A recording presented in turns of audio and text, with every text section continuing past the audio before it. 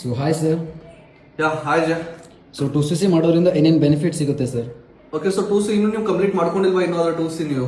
ಇಲ್ಲ sir, complete ಮಾಡ್ಕೊಂಡಿಲ್ಲ. Some doubts ಇದೆ ಸೊ ಸರ್. ನೀವು ಇನ್ಸೆಂಟಿವ್ ಗೊತ್ತಿದೆಯಾ ಇಲ್ವಾ ನಿಮಗೆ? ನೀವು ಇನ್ಸೆಂಟಿವ್ ಲಾಂಚ್ ಆಗಿರೋದು?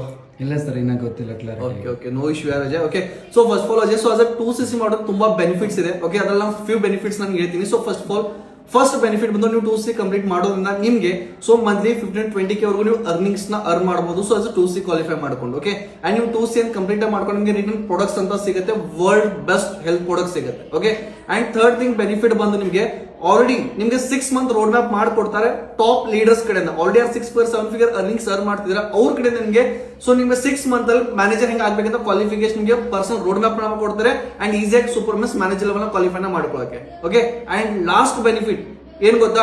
ಸೊ ಈ ಮಂತಿನ ಒಂದು ನ್ಯೂ ಇನ್ಸೆಂಟಿವ್ಸ್ ನ ಲಾಂಚ್ ಮಾಡಿದೀವಿ, ಗಿವ್ ಅವೇ ಅಂತ. Brand new Android phone provide ಮಾಡ್ತಾ ಇದೀವಿ.